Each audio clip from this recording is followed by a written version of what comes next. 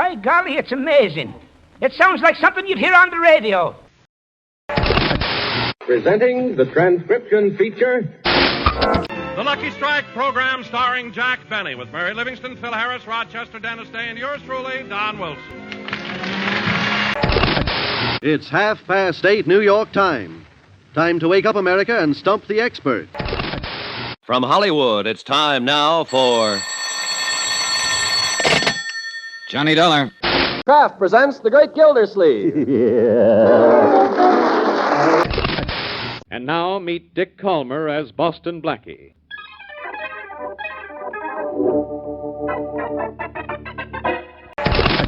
It's the Phil Harris Alice Faye Show, presented transcribed by the makers of Rexall drug products. And now it's time to meet the men from the ministry.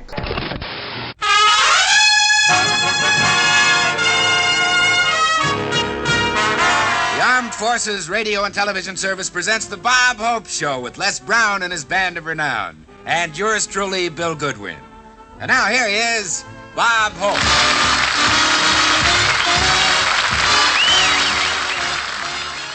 Greetings, I'm Kevin Lauderdale. Now we're going to launch a whole month of Thanksgiving. Let's start off with the Jack Benny program. No notes, except to remind you that Mario Lanza was a famous Italian singer of the day. From November 30th, 1952, the Jack Benny program, Thanksgiving Pilgrims. The Jack Benny program, transcribed and presented by Lucky Strike. Lucky's taste better. Lucky Strike means fine tobacco. Lucky Strike means fine tobacco. Cleaner, fresher, smoother. Lucky Strike means fine tobacco. Lucky Strike means fine tobacco. Cleaner, fresher, smoother. Better get a carton today. Hello, friends. This is Don Wilson. Lucky's do taste better, cleaner, fresher, and smoother. And you know, a nationwide survey in 80 leading colleges based on actual student interviews reveals that more smokers in these colleges prefer Lucky's than any other cigarette. By a wide margin, too. What's more, Lucky Strike gained far more smokers in these colleges than the nation's two other principal brands combined. And why? Lucky's better taste. Yes, sir. Better taste is the number one reason the students gave for smoking Lucky's. Of course, when it comes to real smoking enjoyment, nothing beats better taste. And Lucky Strike is the cigarette that gives you better taste. So get the cleaner, fresher, smoother taste you want in your cigarette. Next pack you buy, make it Lucky Strike. Lucky Strike means fine tobacco. Lucky Strike means fine tobacco. Cleaner, fresher, smoother. Better get a carton today.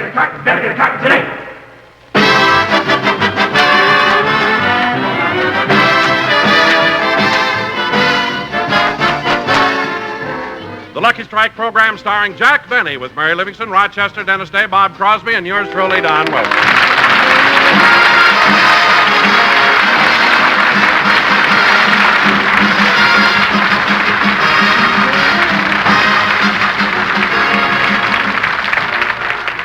Ladies and gentlemen, immediately after this program, Jack Benny does his television show. Meanwhile, let's go back to last Thursday and show you how our gang spent Thanksgiving. Our scene opens in Jack's home in Beverly Hills. Night and day, I am the one. Thanksgiving comes and goes, but I'm never done. Rochester. I'm working all the time. I'm nothing but a one-man assembly line. Night and day. Mr. Lanza. Day and night.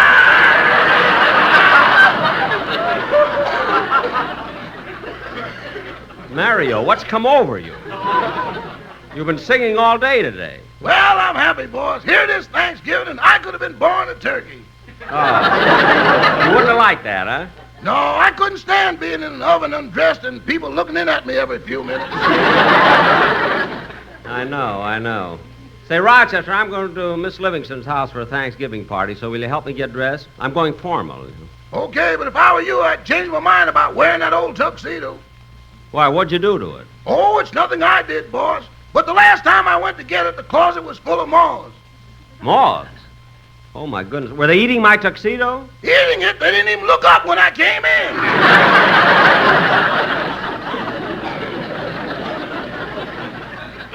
Well, do you think the holes will show? I don't know, but if the wind is blowing, face it, boss. Face it.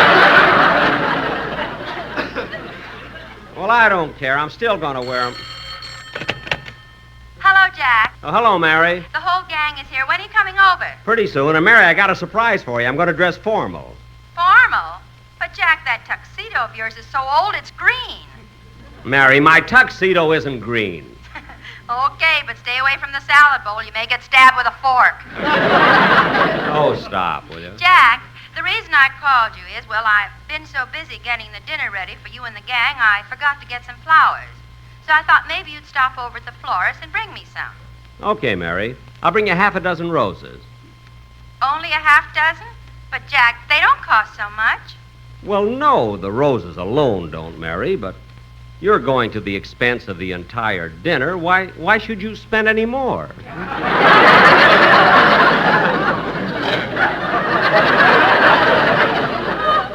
You know, after all, you're doing enough.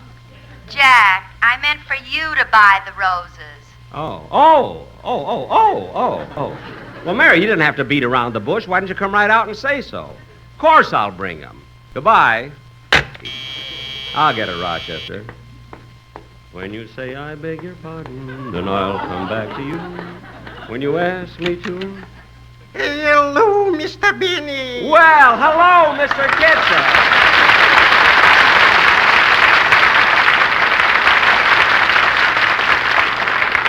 Mr. Kitzel, what brings you here? I was passing by and I stopped to wish you a happy Thanksgiving. Oh, that's nice of you. Come on in. Thank you. Wait till I tie this leash.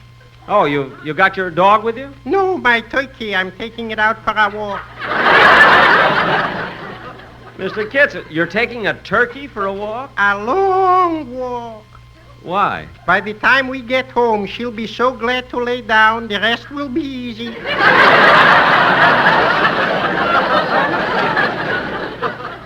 Oh, well, tell me, Mr. Kitzel, are you going to have much company at your Thanksgiving dinner? My wife's relatives. Oh, just your wife's relatives? Just. Ooh. You should have so many listeners.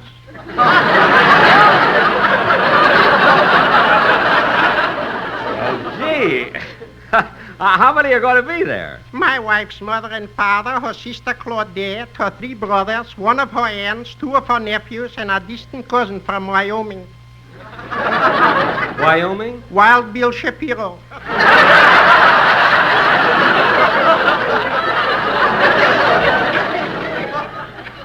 Wild Bill Shapiro? Yeah. Oh, he's a cowboy? No, a used car dealer. Say, your wife really has a big family. Do they always come to your house for Thanksgiving dinner? Unfortunately, yes. And this time they came early. When did they come? In 1947.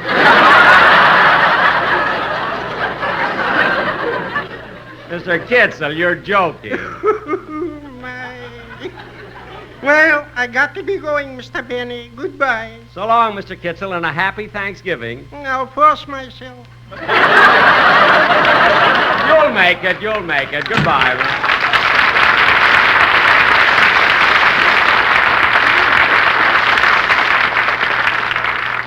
Imagine so many relatives. Oh, my goodness, look what time it is. Rochester, help me get dressed now. I'm late for Miss Livingston's party. Gee, I'll bet the whole gang is there already having a wonderful time.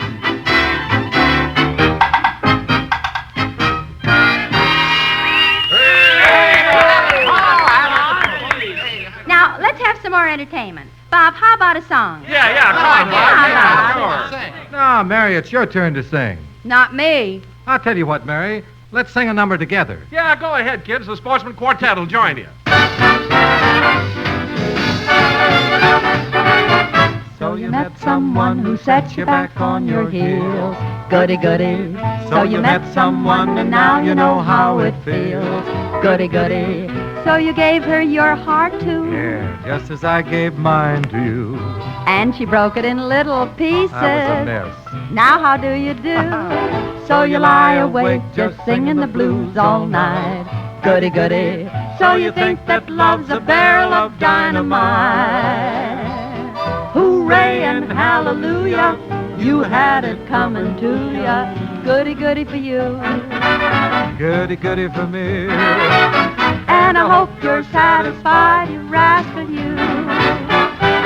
Every time you lie to Lucky, you're gonna say, goody, goody, 'cause the Lucky's made much better in every way. Goody, goody, Goody, goody. Lucky Strikes taste better too. They're a smoother smoke, it's true. Take a look at that fine tobacco, cleaner through and through. Everybody knows a Lucky has no loose ends. Goody, goody, you can recommend a Lucky Strike to your friend. The Christmas rush is starting. Hallelujah. Buy Lucky's by the carton. Goody, goody for you. Goody, goody for me. Lucky Strike's a better tasting cigarette. Everybody's gonna have a fine time tonight. Goody, goody, with a song and dance, the party has started right. Be happy and go lucky, smoke Luckies from Kentucky. Goody, goody for you. Goody, goody for you. Yes, goody, goody for me. Goody, goody for me. Lucky Strike's a better tasting cigarette.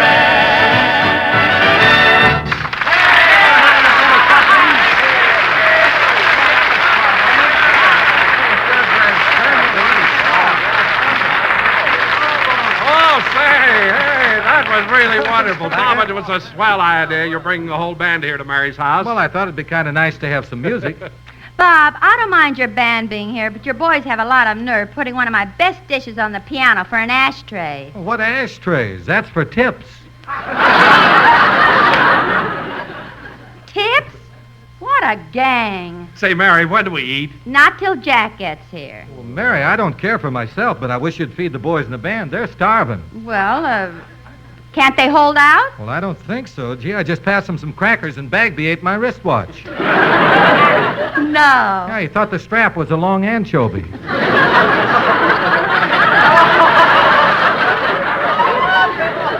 Well, Bob, we'll eat in just about a few minutes. I hope so. I've been here ever since 6:30 this morning. 6:30 this morning? Dennis, how come you got here so early? Well, I got to come by bus, and I wanted to make sure I'd be here on time. Well, Dennis, how far do you live from here? 3 miles. Well, if you only live 3 miles away, why did you start out so early? Who knew I'd take the right bus? Well, then you did take the right bus. It must have been. It got me to San Diego in time to catch the plane back here.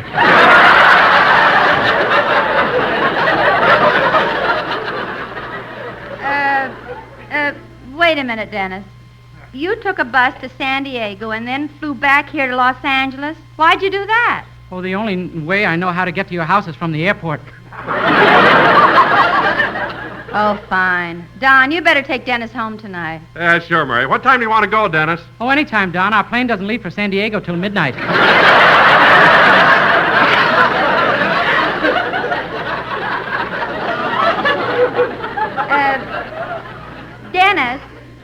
Dennis, do your mother and father celebrate Thanksgiving? No. I didn't think so.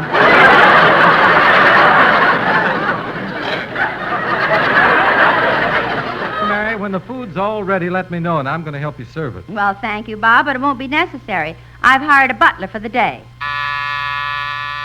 I'll get it. I can't give you anything but love, baby. Oh, hello, Jack. What took you so long? I don't know, but it's about time.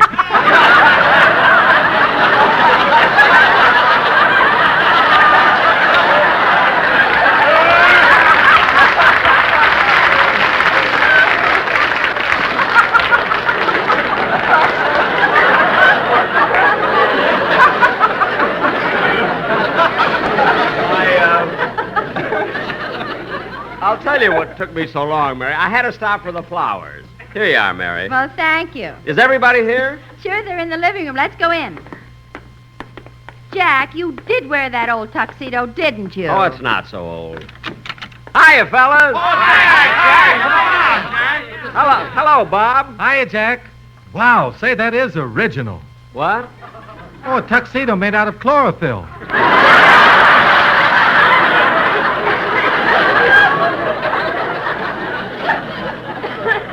It is not made out of chlorophyll. Well, it could use a little. Never mind. It's a perfectly good suit. There's nothing wrong with it. I've got one just like it.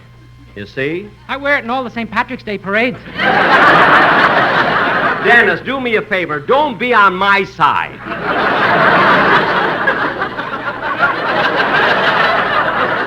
Now go sit down. Thanks. I've been here ever since 6:30. He thinks I'm going to ask him why. He's crazy. For $1 million. I'm not going to go through what happened 3 weeks ago.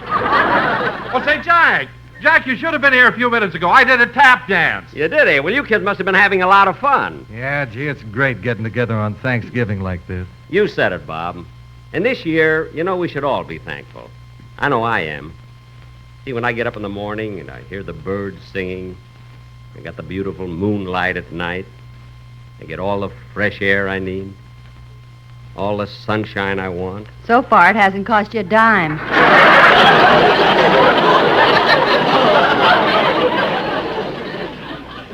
What are you complaining about? You got your flowers, didn't you? Now, let's not stand around arguing. What we need is entertainment. That's right. Say, Dennis, it'll be a little while before we eat. So how about a song? Yeah, come on, Dennis. How about it, huh? Come on, Denny, go ahead. Yeah, it's about time somebody asked me. I've been here ever since 6:30. I'm not going to ask him why. Jack, while Dennis is singing, will you mix the salad? Sure, Mary, but let me wear your apron. I don't want to get my tuxedo dirty. Okay. Here you are. Thanks. Now, Dennis, go ahead and sing your... I'll get it, Mary. I'll get the door. Hold the song till I come back, kid. When you say I beg your pardon, then I'll come back to you. When you ask me to... Yes? How do you do? Is this Miss Livingston's residence? Yes, it is. Well, Miss Livingston is expecting me for Thanksgiving dinner. Oh, well, come right in. You got here just in time. The fun's just starting. How nice. Here, Here, let me take your hat. Thank you. Your coat? Thank you. Now follow me. Hey, kids! Oh, pardon me. I didn't introduce myself. I'm Jack Benny. How do you do? I'm the new butler. Hey, kids! What?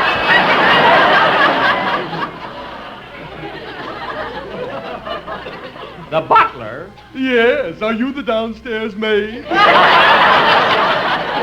I happen to be a guest here. I'm wearing this apron because I don't want to get salad dressing on my chlorophyll. I mean, my tuxedo.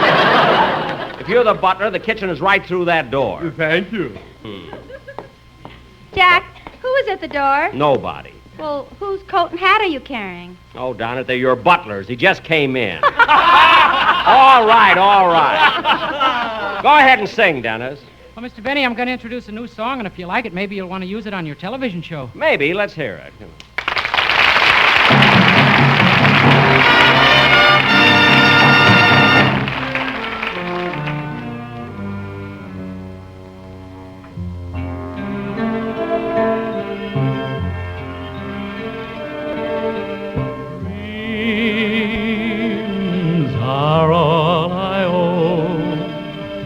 Dreams are all that I have for you. Sweetheart, won't you try dreaming too? And fly with me afar up to a star for a rendezvous.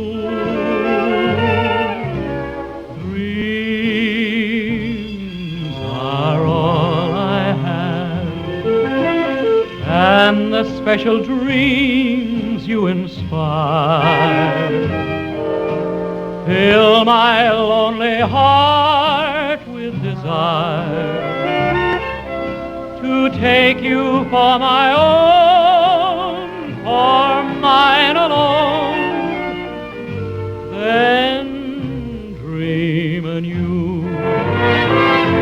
We'll have rainbows blend with moonlight for our wedding jubilee, and an ever-ending June night, as long as we demand it be. Dreams, yes, dreams alone. else I confess.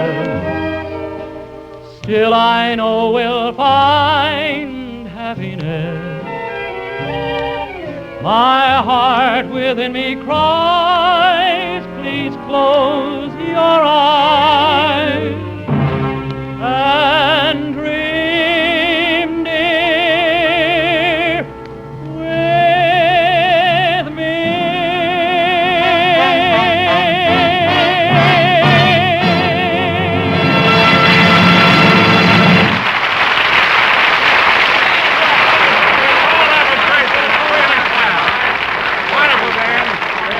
Hey, fellas, everybody in the dining room. Dinner's on the table. It's about time. I've been here ever since 6:30. Dennis, I'm not going to ask you why, so be quiet.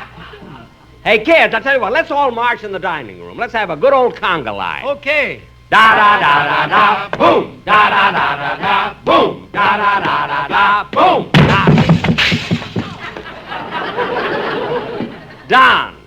Don, if you can't control it, don't swing it.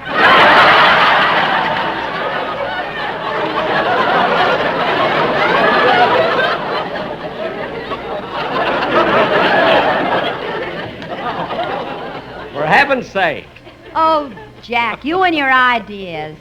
Now, come on in, fellas. The dinner will get cold. Okay, let's go. Jack, we're short of chairs. Bring in the piano bench. All right, be with you in a minute. Hey, what's this dish on top of the piano?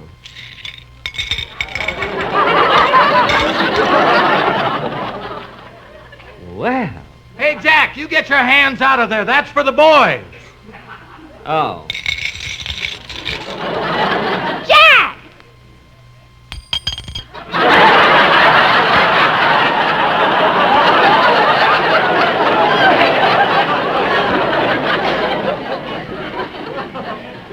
How can she see from the other room? Here I come with the piano bench. I wonder what's keeping that butler. Oh, Croveney.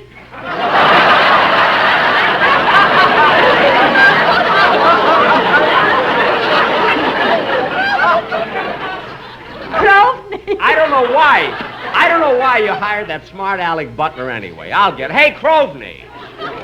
Yes, sir. Croveney, we're ready. Croveney, why did you come in here barefooted? Where are your shoes? I'm sorry. I took them off by mistake. What? I used to work in a winery. Stop with the joke. Just bring in the food. All right. What a butler. I still can't understand what made you hire him. Dinner is served. Here's the turkey. Gee, that turkey looks good. Jack, will you do the carving? Sure, I love to carve. Give me that knife. Mary, what do you want, white meat or dark meat? White meat, please. How about you, Dennis? Oh, I'll have a drumstick. Okay. Now, Don, would you like the white meat, dark meat, a leg, or a wing? Yes, thank you, with mashed potatoes.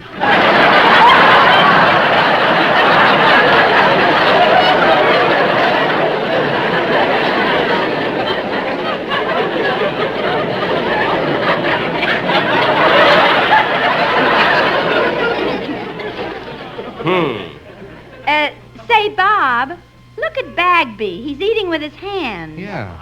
Hey, Bagby. What do you want? Have you tried your knife and fork? Yes, and they're delicious. What? Yeah, he eats everything. Wristbands, jewelry, shoehorns. How do you like that? Oh, Miss Livingston, shall I serve the hot biscuits now? Yes, Croveney. I'll have one. Very well.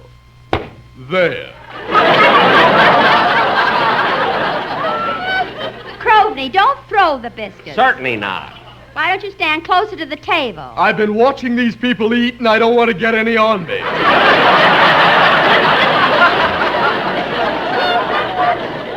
Croveney, your job is just to serve the food and not to antagonize the guests. Yes, madam. Say, Mr. Benny, how about making a speech? Yeah, go ahead, Jack. Say something. Well... You know, this is the first time we've all had dinner together in a long time, so go ahead, make a speech. Okay. Well, kids, it's sure nice for all of us to be here on Thanksgiving. Thanksgiving, a day set aside where families can get together in common bond and humbly give thanks in a spirit of brotherly love. Hear, hear. Thank you. Yes, Thanksgiving. A day that was originally started by the Pilgrim Fathers. The Pilgrim Fathers. That stalwart, staunch group of men and women who left their native shore. Don, stop eating. And after many months of suffering, had their hardship rewarded by safely landing at Cape Cod in the year of 1620. Yes, our Pilgrim Fathers. Jack. Our Pilgrim Fathers. Jack. What is it, Don? The Pilgrims didn't land at Cape Cod. They landed at Plymouth Rock. No, Don. It was Cape Cod. Jack, any schoolboy knows it was Plymouth Rock. How can you say Cape Cod? Don, don't tell me anything about history. I went to school, too. I say the Pilgrims landed at Cape Cod. They didn't land at Cape Cod. It was Plymouth Rock. Don, they landed at Cape Cod, and if you don't... Jack, put down that carving knife. Oh, pardon me. Beast.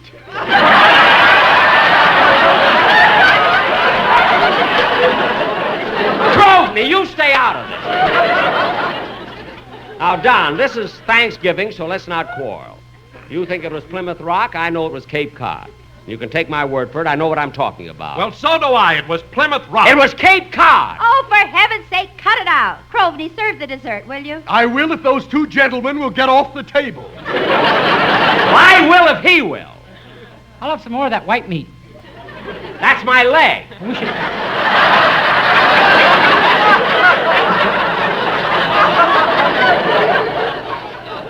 You should have told me sooner. I put some gravy on it.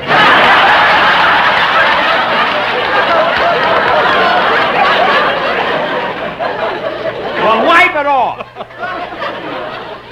Now, Don Wilson, I think it's awful for you to come here on Thanksgiving, accept Mary's hospitality, and start a big argument like this. I didn't start the argument. You did. And you can ask anybody, and they'll tell you the Pilgrims landed on Plymouth Rock. I don't care who you ask. I still say they landed at Cape Cod. Jack, for goodness sakes, finish the speech you started. I'll do it if everybody will shut up.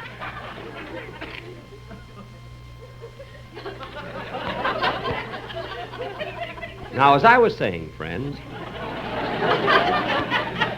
we're gathered here on Thanksgiving Day in a spirit of friendship. I gathered at 6:30.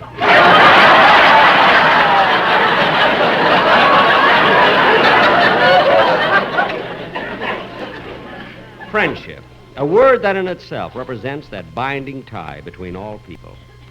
Let's try, friends. Let's try to keep the feeling that is so prevalent on this day throughout the entire year. So whenever you feel discouraged, just think of the spirit of those pilgrims who sailed across the ocean deep and finally landed at Cape Cod.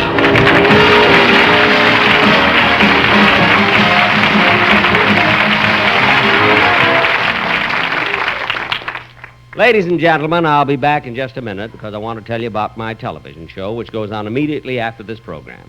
But first... Lucky's taste better. Lucky Strike means fine tobacco. Lucky Strike means fine tobacco. Cleaner, fresher, smoother. Lucky Strike means fine tobacco. Lucky Strike means fine tobacco. Cleaner, fresher, smoother. Better get a carton today. Friends, you'll cheer Lucky's too once you smoke them, because in a cigarette, nothing beats better taste. And Lucky's do taste better. Cleaner, fresher, smoother. Now, this better taste starts with Lucky's fine, mild, good-tasting tobacco. Everybody knows LSMFT, Lucky Strike means fine tobacco. And just as important, Lucky's taste better because they're made better. They're made round and firm and fully packed to give you a cleaner, fresher, smoother taste. No wonder a nationwide survey based on actual student interviews in 80 leading colleges reveals that more smokers in these colleges prefer Lucky's than any other cigarette. Yes, and Lucky Strike gained far more smokers in these colleges than the nation's two other principal brands combined. Now, the number one reason the students gave for smoking Lucky's was better taste. No doubt about it. Nothing beats better taste. And Lucky's taste better. Cleaner, fresher, smoother. Remember that when you step up to your favorite cigarette counter. Be happy. Go Lucky. Get better taste today. Be happy, go lucky, get better taste today. Boss, you haven't got time to read. You're supposed to do your television show in 30 seconds. I know, Rochester. I'm not reading. I'm just looking something up in this history book. Here it is. In the year of 1620, the Pilgrims landed at Plymouth Rock. Gee, it wasn't Cape Cod. It was Plymouth Rock.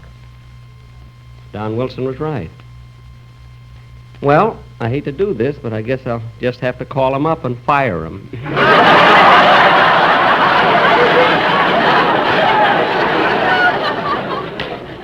He's so smart, he can get another job. See you in a few seconds, folks. The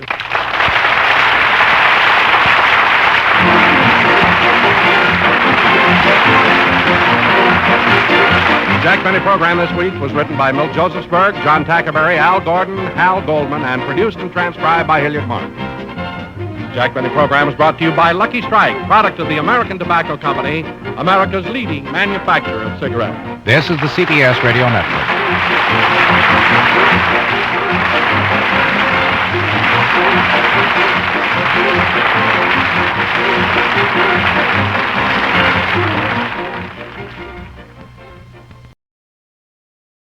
And trust Abbott and Costello to tackle Thanksgiving as well, with the usual predictable results. My only note here is that there's a reference to the 400. 19th century New York writer Ward McAllister, a noted commentator on Gilded Age society, once quipped, "There are only 400 people in fashionable New York society." In other words, only 400 people who really counted. From November 23rd, 1944, the Abbott and Costello Program, Thanksgiving dinner at Bud's house.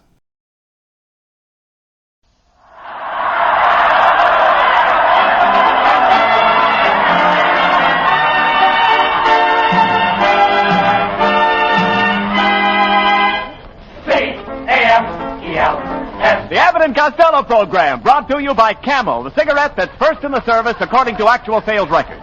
See if your throat and your taste don't make Camel a first with you, too. Find out for yourself.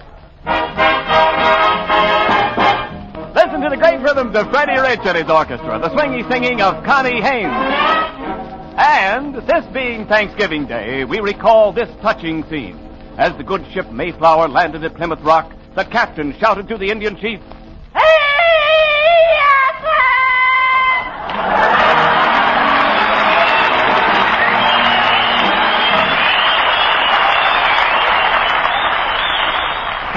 Costello, do you realize it's 7 o'clock? Where have you been? Oh, Abbott, I just came from your house. And have I got news for you? What is it? Your cat just had chicken. My cat had chickens? Yep. My cat had chickens? Yep. You mean kittens. Cats don't have chickens. What was that you brought home in a paper bag last night? Chickens. Well, your cat just had them.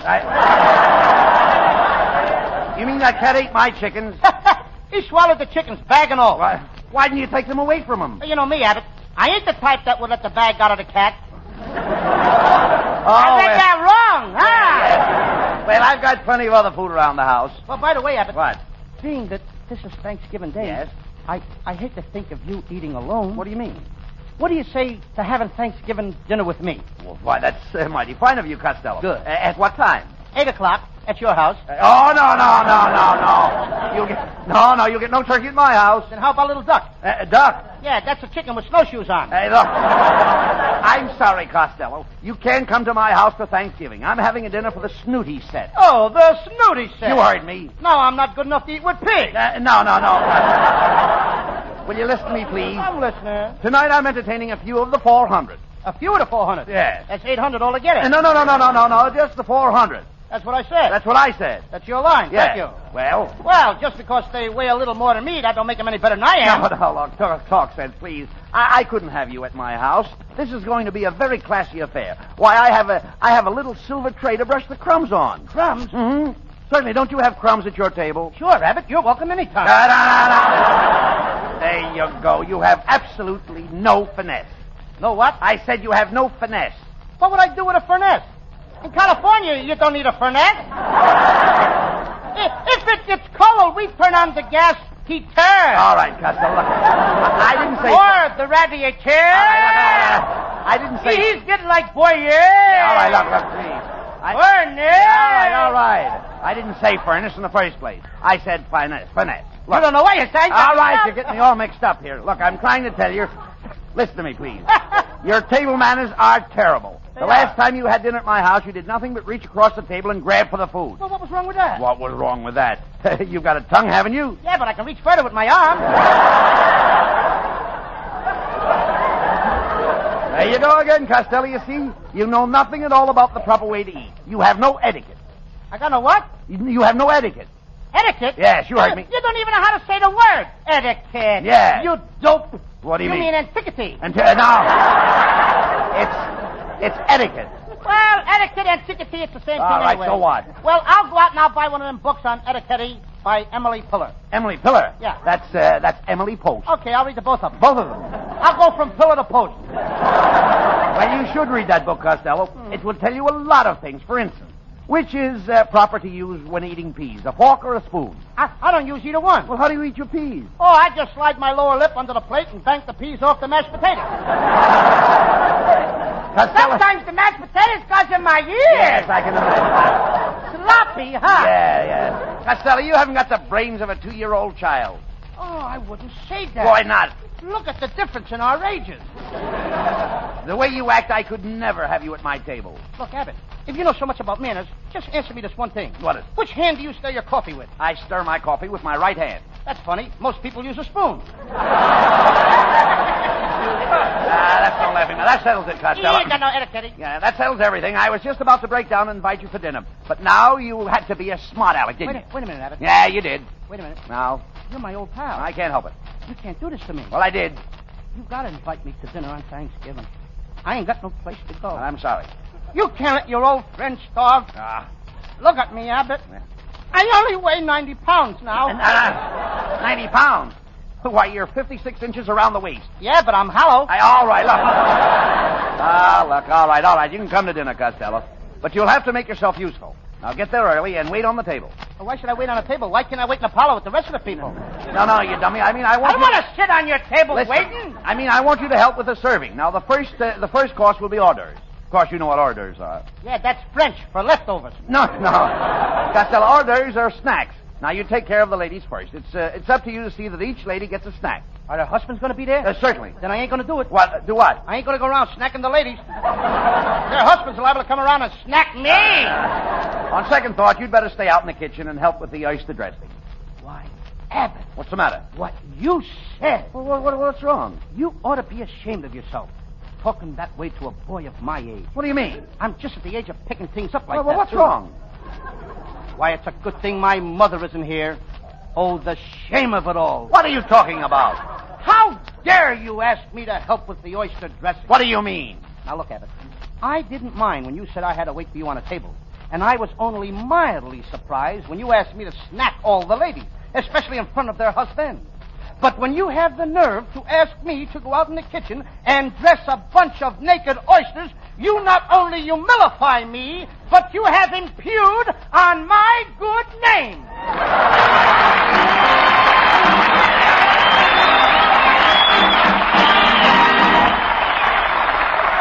Tomorrow on the back cover of Life magazine, you'll see a very stirring set of pictures under the title Pair of Aces Back to Back.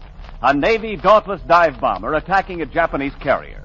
Notice, too, the pair of flyers, the pair of aces in the lower left-hand corner. And read the words they're saying. I quote, Camel's our cigarette. Suits the throat and the taste to a T. Unquote. C-A-M-E-L-F. Camels, they're aces with the aces. Could be with you, too.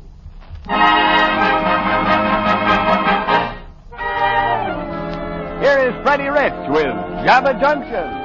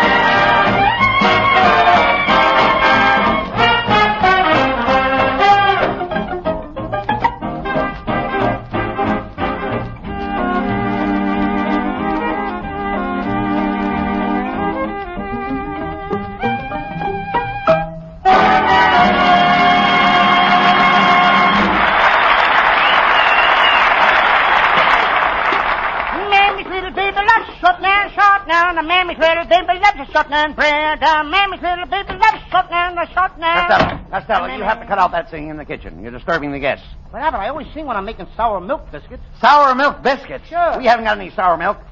You will have when I get through singing. A mammy's little baby loves shortening. All right, Nelson Eddy better save his money. All right, look. Cut that out. Look, what are you doing there? What's all that stuff you're putting in? How to do it. What did she say? First, I got to put in 2 tubs of butter. 2 tubs of butter? Sure, it says right here in the cookbook. Butter, 2 TBS tubs. That's tablespoons. I threw them in, too. You threw... what else did you put in there? I put in some flour, salt, baking powder, and 3 gullops of molasses. 3 gullops? What are gullops? You know, Abbott, when you pour the molasses out of the jug, it goes gullop, gullop, gullop. I put in 3 of those. Look, Costello, I don't want you to do any cooking. I've got a chef coming here to take care of that. I thought you'd be out here singeing the feathers off the goose. Doing what? Singeing. Don't you know how to singe? Sure, I know how to singe. I was singeing when you came in. A mammy's little baby. No. I'm a good singer. Yeah, no. Singeing gets the down off the goose. Didn't you ever get down off a goose? Oh. Did you read that right? Yeah. Well, didn't you? Did I ever what? Didn't you ever get down off a goose? No, I got down off a horse. No. I never rode a goose. No. Hey, that was Wait a minute. Oh, thank goodness. Here comes the chef. I aren't sugar yet cooking I'm a dandy.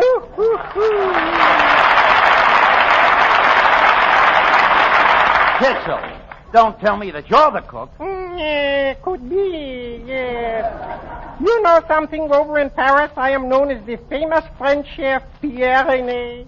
You're the great Rene? That I am, yes. Then what are you doing in California? Oh, I always come here in the Rene season.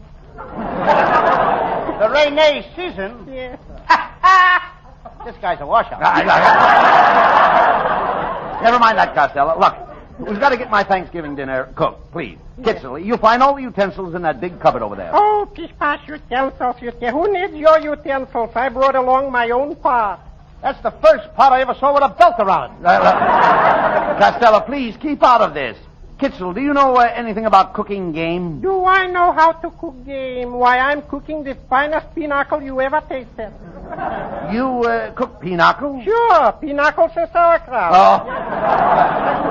Look, Kitzel, I don't want to get personal, but why don't you pull in your tongue? Nobody ordered cold cuts. Ooh. Look, never mind that, Costello. Kitzel, get busy, please, and get the dinner ready. No. Just a second, my little man. Don't get excited. First, I got to open my little bag and get out my chisels and saws. What chisels and saws? Cream chisels and cranberry sauce. You know, Kitzel, it's too bad you didn't bring your monkey wrench. Well, for goodness sake, what would I be doing with a monkey wrench? Well, you could tighten the nuts on a fruitcake.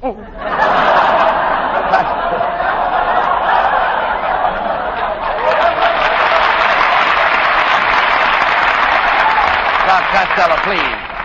Will you get busy and help Kitzel? I'm going into the living room and see if any of my guests have arrived yet. Sebastian! Shut off that radio! Shut it off! My Sebastian. Well, I just come over to help you out, Uncle Bud, and I thought the guests would like some nice romantic music. Romantic music? Mm-hmm. Oh, that tiger isn't romantic music. It is to another tiger. All right.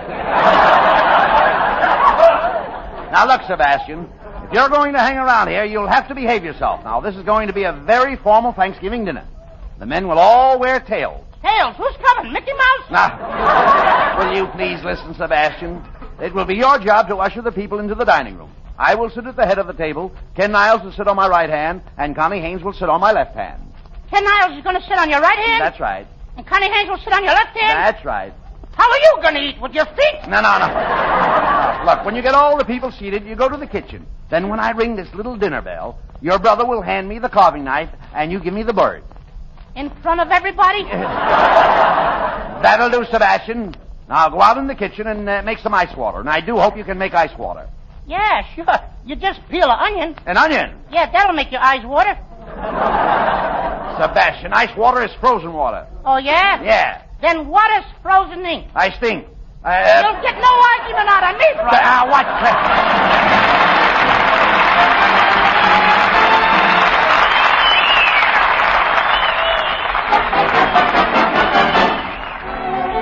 Connie Haynes in a current revival of a great song, The Sunny Side of the Street. Grab your coat and get your hat. Leave your worry on the doorstep.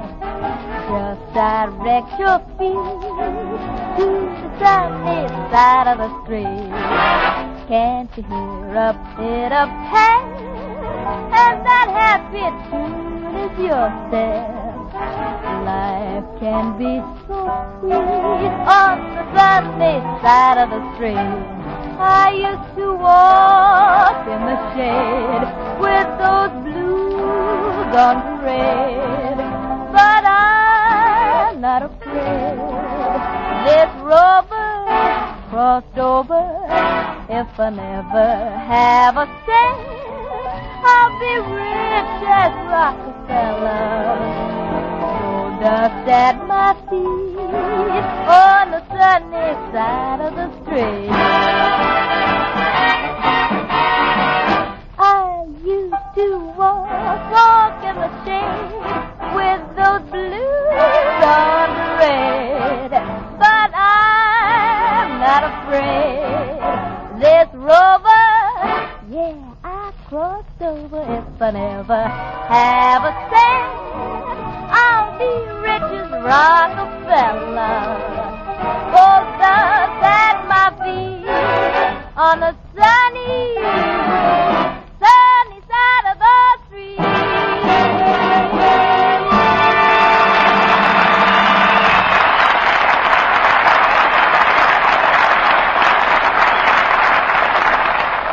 You have read in the papers how people are smoking so much more and how cigarettes are being shipped to our fighting men overseas in huge quantities. And if your dealer occasionally should say, "Sorry, sir, we're out of Camels today," don't let that stop you from asking for Camels the very next time you're buying cigarettes. Remember that Camel's rich, full flavor and kind, cool mildness make Camels worth asking for again and again. Because war or peace, Camel is still Camel. And your T-zone, that's T for taste and T for throat, will confirm that statement. C-A-M-E-L-S. Camels, now as always, the cigarette of costlier tobaccos.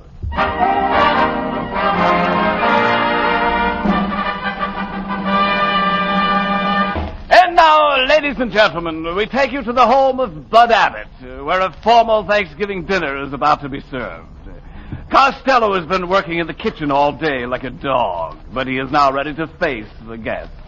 Let us look in on this dog face. Costello, the guests are arriving. Open the door and announce them as they come in. Announcing Mr. and Mrs. Ned Blank, Mr. and Mrs. Phil Klesner. Announcing Lord Pipsqueak, Knight of the Garter, Lord Beaverboard, Knight of the Bath, and Hetty Lamar. Hetty Lamar isn't here. I was thinking of another night. Young man, how dare you leave me standing here? Kindly take my card and announce me. Okay. Hillside, 2183. Ask for Hazel. If a man answers, hang up. Oh. Wrong card! Wrong card! That isn't my card. I'm sorry, I got that mixed up with one of my own. Costello, what's your manners? Okay. This is Lady Jennifer Cookie Cutter. That's right, old boy. My home, you know, is at Glendinning on the Tyne. Glendinning on the Tyne? Then you must know my great Aunt Harriet. The old girl is bowlegged, you know. Oh, from Glendinning on the Tyne? No, from hitchhiking on oil trucks.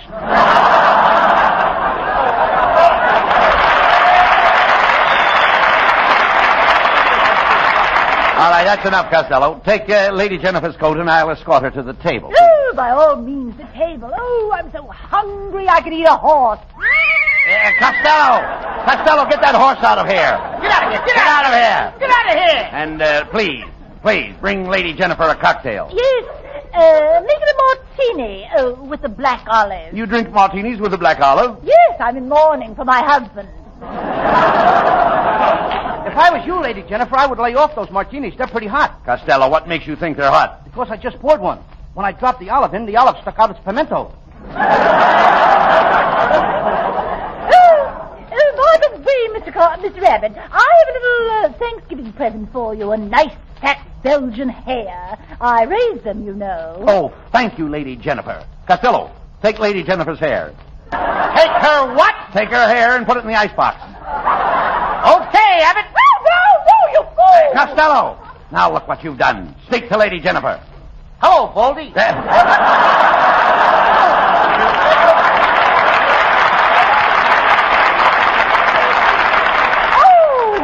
I've never been so insulted in all my life. Come, Lady Jennifer. I'll show you under the table. I'll show you... Get the line right, not under that table. No, I'm sorry, Mrs. Jennifer. I'll show you to the table. Very well. You may take my arm. Does that come off, too? Costello, get busy and serve the dinner. And remember, I don't want to see your thumb in the soup. Okay. Lord Beaverbrook. Pardon me, Mr. Beaverbrook. It's quite all right, please. What part of the turkey would you like? Well, I'm a flyer. I'll take the wing. And Freddie Rich. Well, I'm a musician. I'll take the drumstick. And Sebastian, what part of the turkey would you like? Well, you can skip me. I'm a dead-end kid. I hope somebody will remember me. I like the neck. I like the neck, too, Connie. I'll meet you out on the front porch. Costello, keep quiet and serve the soup. And remember, I don't want to see your thumb in it. Okay, I'll fix that. Oh! Somebody turn off the light! Quick, turn on the light, somebody! There, the lights are on. What's the trouble, Lady Jennifer? Oh, my necklace is gone! Somebody's stolen my pearl necklace! Quick, Costello, call the police. Please! Wait, no, use the French phone. I don't speak French. Oh, here. Please, here, I'll call him. Operator, give me the police. Hurry up.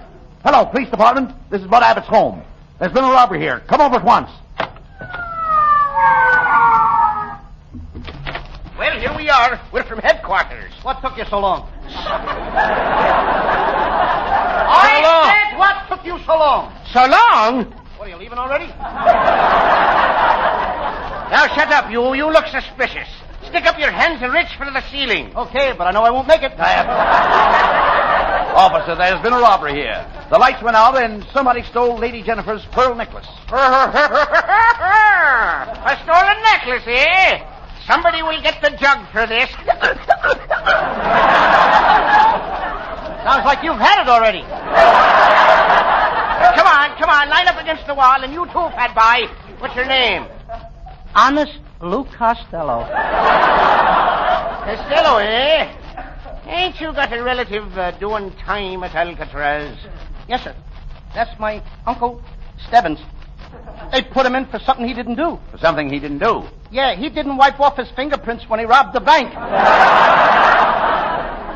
Now get in line there. I'll take this gentleman first. What's your name? Lord Beaverboard. Where were you sitting when the necklace was stolen? Well, You lie! Ouch! How long have you known Lady Jennifer? Well, You lie! Ouch! Gets rid of him fast, don't he? All right, Sergeant. Drag this man out of here. Now, Costello, you're next.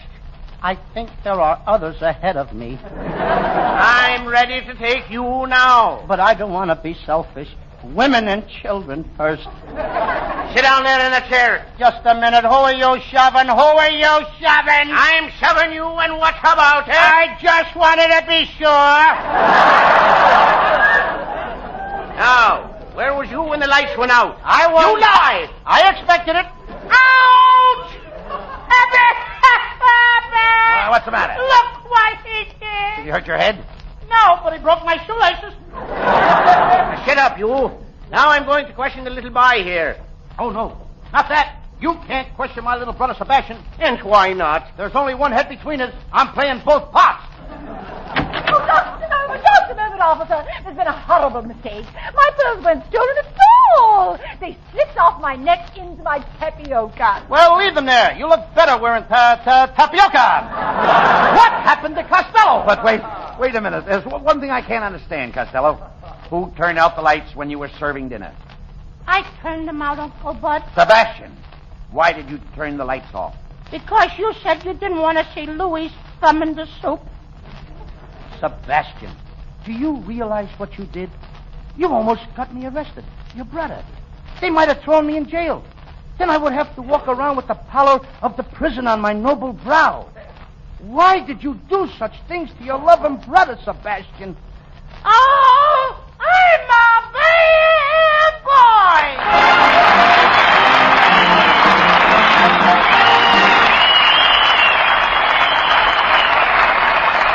Abbott and Costello will be back in a moment. Thanks to the Yanks of the Week. Tonight we salute Lieutenant Thomas A. McKenzie of Auburn, Kentucky. Fighting off unconsciousness from flak wounds in his chest, this bombardier hero completed his bomb run without even letting his own crewmates know he was wounded.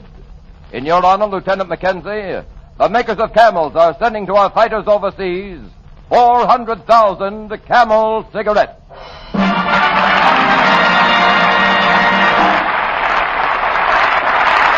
Each of the 3 Camel radio shows honors the Yank of the Week by sending free 400,000 Camel cigarettes overseas, a total of more than 1 million Camels sent free each week. In this country, the Camel caravans traveling from camp to camp have thanked audiences of more than 4 million Yanks with free shows and free Camels. Camel broadcasts go out to the United States 3 times a week, are rebroadcast to our men overseas and to South America. Listen tomorrow to Jimmy Durante and Gary Moore, Monday to Bob Hawke in Thanks to the Yanks, and next Thursday to Abbott and Costello. And now here are Bud Abbott and Lou Costello with the final word. Well, Costello, now that we've done our show, let's get home and have our turkey, huh? I think it's a good idea because I'm just about ready for it now. Did you make the stuffing? Yeah, I did. I made grand stuffing. You did, huh? Yeah, I ground up a lot of breadcrumbs, and then I put in some garlic. Oh, that's and then swell. I put in a little onions, and I put in some more garlic, then a whole lot of onions, then a whole lot of garlic, then a whole lot of more onions, then a whole lot of garlic, and a whole lot of more onions. Wait a minute. And then Wait a a minute. little more pinch of garlic. Wait a minute. Did you taste it?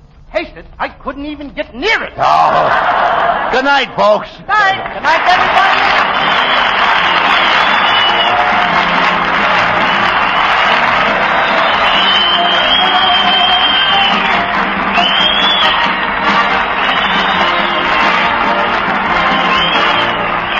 Be sure to tune in next week for another great Abbott and Costello show. And remember, try Camels on your throat and your taste. See for yourself how Camel's mildness, coolness, and flavor click with you.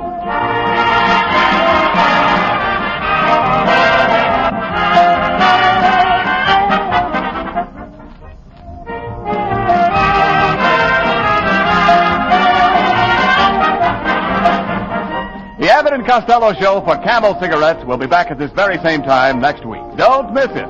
This is Ken Niles in Hollywood wishing you all a pleasant good night.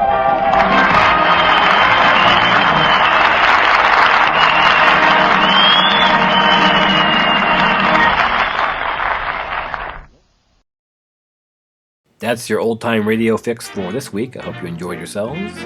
Be sure to subscribe to The Chronic Rift on iTunes or visit us frequently at chronicrift.com. Hit it! Ding, a dink-a-doo, a dink-a-dee, a dink-a-doo. What a voice! What a voice! Simply means ink. A dink-a-doo, a dink-a-dee. Good night, folks. Signing off. Do you see that, Odie? Tomorrow's Thanksgiving. That's the day people celebrate having food by eating as much of it as possible. Yes, that's the day people try to eat every turkey, pumpkin, and cranberry on the face of the earth.